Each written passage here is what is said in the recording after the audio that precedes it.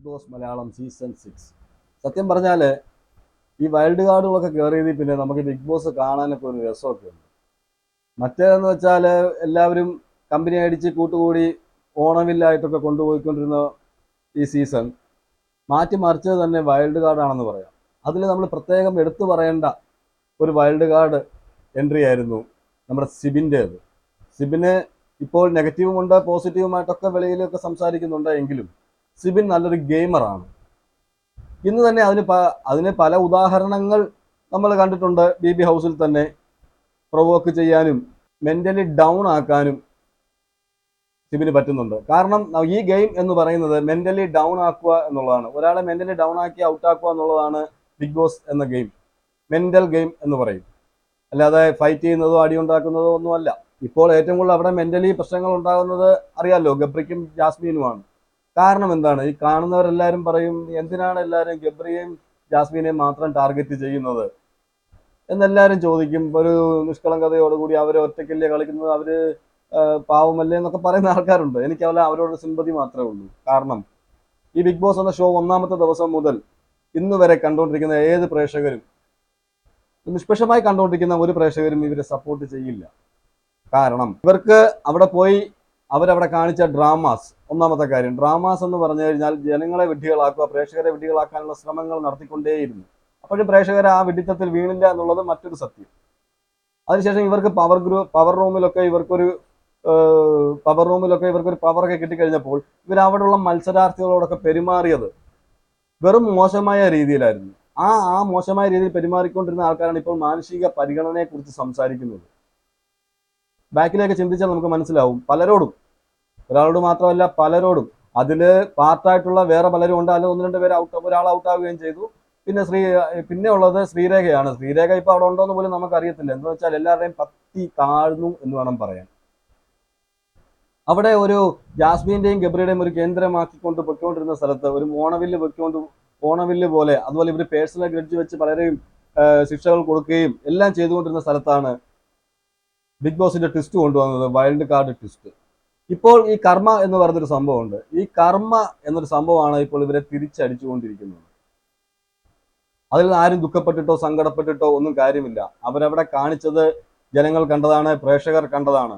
ഞങ്ങളാരും കൂടുതലും പുരോഗമന ചിന്താഗതിക്കാരല്ല. നമ്മൾ എത്ര പുരോഗമന ചിന്താഗതിക്കാരാണ് എന്ന് നമ്മൾ വാദിച്ചാലും ഇതൊന്നും ഒരു ബിഗ് ബോസിൻ്റെതായ പ്രേക്ഷകർ, കേരളത്തിലെ പ്രേക്ഷകർ അല്ലെങ്കിൽ മലയാളികൾ അംഗീകരിക്കാത്ത ഒരുപാട് കാര്യങ്ങൾ അവർ ചെയ്തു കൂട്ടി. അതിനകത്ത് പ്രേക്ഷകരെ വിഡ്ഢികളാക്കാൻ നോക്കി. ലവ് സ്ട്രാറ്റജി ആണെന്ന് പറയുന്നു, ലവ് ആണെന്ന് പറയുന്നു, ഞങ്ങൾക്ക് ലവ് ഇല്ലെന്ന് പറയുന്നു, പിന്നെ പറഞ്ഞ് കമ്മിറ്റഡ് ആണെന്ന് പറയുന്നു, പിന്നെ പറയുന്നു കമ്മിറ്റഡ് അല്ലെന്ന് പറയുന്നു. ഗബ്രിയോട് പറയുന്നു ഞാൻ കമ്മിറ്റഡ് ആണ് എന്ന്. ഗബ്രിയോട് പറഞ്ഞിട്ടില്ല, പക്ഷേ ഗബ്രി പറയുന്നുണ്ട് നീ കമ്മിറ്റഡ് ഒന്നും അല്ലല്ലോ, നീ വാക്ക് കൊടുത്തൊന്ന് മാത്രമല്ലേ ഉള്ളൂ എന്നൊക്കെ അവിടെ പറയുന്നുണ്ട്. അപ്പൊ ടോട്ടലി കൺഫ്യൂഷൻ ആക്കി ജാസ്മിൻ തന്നെയാണ്. ആ വലയിൽ ഗബ്രി ആദ്യമൊക്കെ ഗെയിം കളിച്ച് വന്നെങ്കിലും ഗബ്രി പിന്നെ പൂർണ്ണമായിട്ടും ആ ജാസ്മിന്റെ വലയത്തിൽ വീഴുകയായിരുന്നു. ഇപ്പോൾ അവിടെ കാണിക്കുന്ന അവരുടെ ഗെയിം ആർക്കെങ്കിലും തോന്നുന്നുണ്ടോ അവർ കറക്റ്റാണ് കളിക്കുന്നതെന്ന്? ഒരിക്കലുമല്ല. അവരൊരു വാശിപ്പുറത്ത് മാത്രമാണ് കളിക്കുന്നത്. അത് വാശി എന്ന് പറയുന്നത് അവിടെയുള്ള കണ്ടസ്റ്റൻസിനോട് മാത്രമല്ല, പ്രേക്ഷകരോടും കൂടിയാണ്. പ്രേക്ഷകരോട് അവർ പറയാൻ ആഗ്രഹിക്കുന്നത് ഞങ്ങൾ ഇതൊന്നുമല്ല ഉദ്ദേശിച്ചത്, നിങ്ങൾ ഉദ്ദേശിച്ചത് തെറ്റിപ്പോയി, ഇവിടെയുള്ള ആൾക്കാർ ഞങ്ങളെ അങ്ങനെ വരുത്തി തീർത്തു എന്നാണ്. അവിടെയുള്ള ഒരാളും അവരെ അങ്ങനെ വരുത്തി തീർത്തിട്ടില്ല. അവർക്കത് മനസ്സിലാവണമെങ്കിൽ അവർ വെളിയിൽ വരണം. കാരണം ജനങ്ങളാണ് ഇതാദ്യം കണ്ടുപിടിച്ചത്, ജനങ്ങളാണ് ഇവർക്കായി നെഗറ്റീവ് പറഞ്ഞതും, ജനങ്ങൾ ഇത് കണ്ടിട്ടാണ് വിലയിരുത്തിയതും. അതിനൊക്കെ എത്രയോ ശേഷം ഈ വൈൽഡ് കാർഡൊക്കെ കയറുന്ന സമയത്താണ് അവിടെ അകത്തുള്ളവർക്ക് സത്യം പറഞ്ഞാൽ ഇതൊക്കെ മനസ്സിലാവുന്നത്. അതുപോലെ മോഹൻലാൽ ചോദിക്കുന്ന ഓരോ ഹിന്റിലും. അപ്പോൾ ചുരുക്കം പറഞ്ഞാൽ വെളിയിൽ ഞങ്ങൾക്ക് നെഗറ്റീവാണ് എന്ന് അവർക്ക് പൂർണ്ണമായിട്ട് മനസ്സിലായിട്ടുണ്ട്. ലാലേട്ടൻ്റെ എപ്പിസോഡിലെ പ്രേക്ഷകരുടെ കയ്യടിയും അതുപോലെ വൈൽഡ് കാർഡ് പോയിട്ട് കൊടുത്ത ക്ലൂവും സായി പറഞ്ഞതൊക്കെ വെച്ച് നോക്കിയിട്ട് ജാസ്മിൻ അറിയാം കൃത്യമായിട്ടും ജാസ്മിൻ നെഗറ്റീവാണ്, ഗബ്രി നെഗറ്റീവാണെന്നുള്ള കാര്യം അറിയാം. ഇനി അവരുടെ ആവശ്യം അവരിത് പോസിറ്റീവ് ആക്കാൻ ശ്രമിക്കുക എന്നുള്ളതാണ്. ഞങ്ങളല്ല തെറ്റുകാർ, കണ്ട നിങ്ങളാണ് തെറ്റുകാർ എന്നാക്കാൻ വേണ്ടിയാണ് നടക്കുന്നത്. ഓക്കെ, അതിനുള്ള കളികൾ ഇപ്പോൾ ആ ഡ്രാമയാണ് ഇപ്പോൾ ആ ബിഗ് ബോസ് ഹൗസിനുള്ളിൽ ജാസ്മിൻ ചെയ്തുകൊണ്ടിരിക്കുന്നത്. പക്ഷേ നിങ്ങളൊരു കാര്യം ശ്രദ്ധിച്ചറിയാം, ഗബ്രി പക്ഷേ അത്രയും ഡ്രാമ കളിക്കുന്നില്ല. ഗബ്രി ജാസ്മിന്റെ വലയത്തിൽ കിടക്കുന്നു എന്നുള്ളത് മാത്രമേ ഉള്ളൂ. ഗബ്രി അവിടെ ഗെയിം കളിക്കാൻ ശ്രമിക്കുന്നുണ്ട്. പക്ഷെ ജാസ്മിൻ അവിടെ കളിക്കുന്നത് ശ്രദ്ധിച്ചു നോക്കിയാൽ ലൈവ് കാണുന്നവർക്ക്, എപ്പിസോഡിൽ പെട്ടെന്ന് മനസ്സിലായെന്ന് വരത്തില്ല, ലൈവ് കാണുന്നവർക്ക് മനസ്സിലാവും ഫുള്ളി ഡ്രാമ. ഞാൻ നല്ലതാണ് എന്ന് ബാക്കിയുള്ളവരുടെ മുന്നിൽ വരുത്തി തീർക്കണം, നിങ്ങളുടെ കണ്ണിനാണ് പ്രശ്നം എന്ന് കാണിക്കാൻ വേണ്ടി കാണിക്കുന്നത്. അതിനുവേണ്ടി ഇന്ന് ഒരു സംഭവം ഉണ്ടായി. ഇന്ന് സിബിൻ എടുത്തിട്ട് അലക്കുന്നുണ്ടായിരുന്നു. ഞാൻ പറയാൻ വന്നത്, ഇത്രയും പറഞ്ഞില്ലെങ്കിലേ ഇത് പറയുമ്പം കൂട്ടിച്ചേർക്കണമല്ലോ, അതുകൊണ്ടാണ്. നമ്മളെ അബിയോട് പോയിട്ട് ഇന്ന് കുറേ നേരം സംസാരിക്കുന്നുണ്ട് ജാസ്മിൻ. എന്നെ ഒറ്റപ്പെടുത്തുന്നു, ഒറ്റയ്ക്കിട്ട് ആക്രമിക്കുന്നു, എന്നെ ടാർഗറ്റ് ചെയ്യുന്നു. ജാസ്മിൻ്റെ വിചാരം ജാസ്മിൻ്റെ വലിയ സംഭവമാണെന്നാണ്. വെളി വരുമ്പോഴല്ലേ അറിയൂ എന്തോ എന്നെ ടാർഗറ്റ് ചെയ്യുന്നു എന്നൊക്കെ പറഞ്ഞിട്ട് ജാസ്മിൻ അവിടെ അബിയോട് ഒരുപാട് കാര്യങ്ങളൊക്കെ പറഞ്ഞു. പക്ഷെ അബി പല കാര്യങ്ങളും അബി പറയുന്നുണ്ട്, ഈ കാണിച്ച ശരിയല്ല, തെറ്റാണ്, നിങ്ങൾ കാണിച്ച തെറ്റാണെന്ന് പറയുമ്പോൾ ജാസ്മിൻ അതിനെ മെഴുകി ന്യായീകരിക്കുന്നുണ്ട്. ന്യായീകരിച്ച് അതെങ്ങനെ പോസിറ്റീവാൻ ശ്രമിക്കുമ്പോൾ അവിടെ സിബിൻ വരുന്നുണ്ട്. സിബിൻ വന്നിട്ട് ഒരു ഒറ്റ വാക്കിൽ ജാസ്മിൻ്റെ എല്ലാ കാര്യങ്ങളും ഒറ്റ വാക്കിൽ ഉത്തരം പറഞ്ഞ് കരണത്തടി എന്ന് നമ്മൾ പറയില്ലേ, ജാസ്മിൻ്റെ ഫുള്ളി ഡ്രാമ അവിടെ പൊളിക്കുന്നുണ്ട്.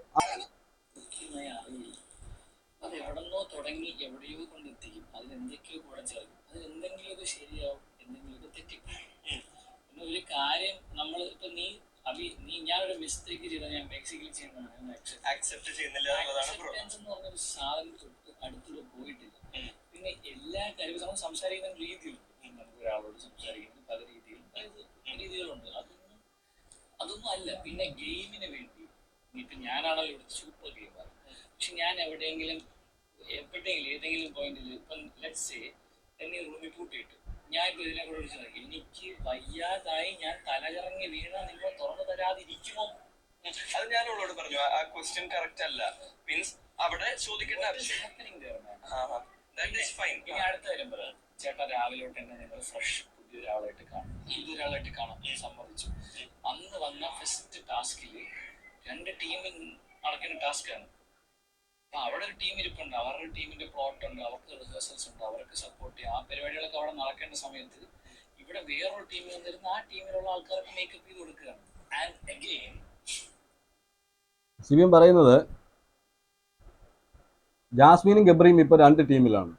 അപ്പോൾ ഒരു ടാസ്ക് അവിടെ ബിഗ് ബോസ് കൊടുത്ത ഒരു ടാസ്ക് എല്ലാവരും മേക്കപ്പ് ചെയ്തുകൊണ്ടിരുന്ന് അവരെല്ലാത്തും മേക്കപ്പ് ചെയ്ത് എല്ലാം തയ്യാറെടുക്കുകയൊക്കെ ചെയ്യുന്ന സമയത്ത് ജാസ്മിൻ പെട്ടെന്ന് വന്നിട്ട് ഗബ്രിയുടെ ടീമിലേക്ക് അവിടെ ഇരുന്ന് ഫ്രഷ് ആവുന്ന സ്ഥലത്ത് വന്നിട്ട് ആ റൂമിലേക്ക് വന്നിട്ട് ജാസ്മിൻ അവിടെയായിരുന്നു കുറേ നേരം. അവിടെ മേക്കപ്പ് ചെയ്ത് കൊടുക്കുന്നു, അവിടെ ഇത് ചെയ്ത് കൊടുക്കുന്നു, അത് ചെയ്ത് കൊടുക്കുന്നു. എന്ന് വെച്ചാൽ ഗബ്രിക്കും ജാസ്മിനും രണ്ടും 2 ഗ്രൂപ്പിലാണ് കളിക്കുന്നതെന്നോ 2 ടീമിലാണ് കളിക്കുന്നതെന്നോ ഇവർക്ക് വിചാരമില്ല. ഇവർക്ക് അപ്പോഴും ഒരുമിച്ച് തന്നെ കളിക്കണം. ചോറ് അവിടെയും കൂറ് ഇവിടെയും എന്ന് നമ്മൾ പണ്ടത്തെ ആൾക്കാർ പറയുന്നതാണ് ജാസ്മിൻ്റെ അപ്പോഴത്തെ സ്വഭാവം. അതിനുള്ള തെളിവ്, അതിന് മറ്റൊരു ഉദാഹരണം കൂടി ഇവിടെ സിബിൻ പറയുന്നുണ്ട്. ആ ടീമിലുള്ള ആൾക്കാർക്ക് മേക്കപ്പ് ചെയ്ത് കൊടുക്കുകയാണ്. ആൻഡ് അഗെയിൻ വിന്നറായ സമയത്ത്, അതായത് ഇപ്പൊ നമ്മൾ വിന്നേഴ്സ് ആയിട്ട് പ്രഖ്യാപിച്ചിട്ടാണോ ടീമിനെ പലരോടും പോയി ചോദിച്ചിരിക്കുന്നു, നീ ഏറ്റവും കൂടുതൽ ചിരിച്ചിട്ട് എന്നിന്റെ പെർഫോമൻസിനല്ലേ, പിന്നെ എന്തിനാ ടണലിന് പ്രൈസ് കൊടുത്തത്? മനസ്സിലായില്ലേ? ജാസ്മിൻ്റെ ടീമാണ് ആ ടാസ്കിൽ അന്ന് വിജയിച്ചത്. ആ ടാസ്കിൽ വിജയിച്ച ജാസ്മിൻ്റെ ടീമിന് പ്രൈസും കൊടുത്തു. അതിനുശേഷം ഗബ്രിയുടെ ടീം തോറ്റു പോവുകയും ചെയ്തല്ലോ. എന്നിട്ട് ജാസ്മിൻ അവിടെയുള്ള ആൾക്കാരോടെല്ലാം പോയി, നമ്മളെല്ലാവരും ലൈവിൽ കണ്ടതാണ്, എല്ലാവരോടും പോയി പറയുന്നുണ്ട് ആ ഗബ്രിയുടെ ടീമാണല്ലോ ജയിച്ചത്, ജാസ്മിൻ്റെ ജാസ്മിനെ ജയിച്ച ടീമാണ്. പക്ഷെ ജാസ്മിൻ കളിക്കുന്നത് അപ്പോഴും ഗബ്രിക്ക് അനുകൂലമായിട്ടാണ്. അവരുടെ ടീമിന് വേണ്ടിയല്ലേ നിങ്ങൾ കൂടുതൽ ചിരിച്ചത്, അവരുടെ നല്ല പെർഫോം ചെയ്തത്, അവർക്കെല്ലായിരുന്നു പ്രൈസ് കൊടുക്കേണ്ടതെന്നാണ് ജാസ്മിൻ അവിടെ പറഞ്ഞത്. ജാസ്മിന്റെ കള്ളത്തരം അവിടെ പിന്നെയും പൊട്ടിയേ. ഡബിൾ സ്റ്റാൻഡ് എന്ന് പറയും. ഗബ്രിയെ സേവ് ചെയ്യാൻ നോക്കുന്നു. ഞാനും ഗബ്രി ഒരുമിച്ച് തന്നെ നിൽക്കും, ഞങ്ങൾ ഒരുമിച്ചാണ്, അത് എവിടെ കൊണ്ട് നിങ്ങൾ ഇട്ടാലും ഞങ്ങൾ ഒരുമിച്ച് തന്നെ കളിക്കും എന്നുള്ള എന്നാണ് നമ്മളെ എല്ലാവരെയും അറിയിക്കുന്നത്. എന്നിട്ട് അവിടെ ഉള്ളവര് നല്ല കഷ്ടപ്പെട്ട് ടാസ്ക് ഒക്കെ കളിച്ച് ആരെങ്കിലും ടാസ്ക് ജയിക്കുമല്ലോ, ടാസ്ക് കളിക്കുമ്പോൾ ടാസ്ക് ജയിക്കും. അവരെങ്ങനെയും ജയിച്ചു കഴിഞ്ഞാൽ ഗബ്രിയുടെ ടീമല്ല ജയിച്ചത് എന്നുണ്ടെങ്കിൽ അവരോട് ബാക്കിയുള്ളവരോടെല്ലാം പോയിട്ട് കുത്തിത്തിരിപ്പ് ഉണ്ടാക്കുക. ഇതിനെ കുത്തിത്തിരിപ്പ് എന്നും പറയാം. ഇപ്പൊ ജാസ്മിൻ പറയുന്നത് ഇവിടെ കുത്തിത്തിരിപ്പ് ഉണ്ടാക്കുന്നത് മൊത്തം സിബിനാണെന്നാണ്. പക്ഷെ ജാസ്മിൻ നൈസായിട്ട് കുത്തിത്തിരിപ്പ് ഉണ്ടാക്കുന്നുണ്ടല്ലോ. അതുപോലെ ജാസ്മിന്റെ ഡ്രാമാസ് നമുക്ക് മനസ്സിലാവുന്നത്, ജാസ്മിന്റെ ലൈവ് കാണുന്നവർ ജാസ്മിന്റെ ആക്ഷൻസ് മാത്രം ശ്രദ്ധിച്ചാൽ മതി. ജാസ്മിൻ റിയൽ ആയിട്ടല്ല ഇപ്പൊ കളിക്കുന്നത്, വാശിയിലാണ് കളിക്കുന്നത്. പക്ഷെ വാശി ആരോടെന്നാണെന്ന് അറിയാം? പ്രേക്ഷകരോടും അവിടെയുള്ള കുറച്ച് കുടുംബാംഗങ്ങളോടും. വേറൊന്നും കൊണ്ടല്ല, നിങ്ങളാണ് ഞങ്ങളെ പറ്റി നെഗറ്റീവ് പറഞ്ഞ് വെളിയിലേക്ക് സ്പ്രെഡ് ചെയ്തത്. അതിന്റെ വാശിയാണ് ഗബ്രിയും ജാസ്മിനും ഇപ്പൊ കാണിച്ചുകൊണ്ടിരിക്കുന്നത്. വാശി കൂടി അവസാനം പിന്നെ നെഗറ്റീവിലേക്ക് തന്നെ പൊയ്ക്കൊണ്ടിരിക്കുമെന്ന് ജാസ്മിന് മനസ്സിലാവുന്നില്ല.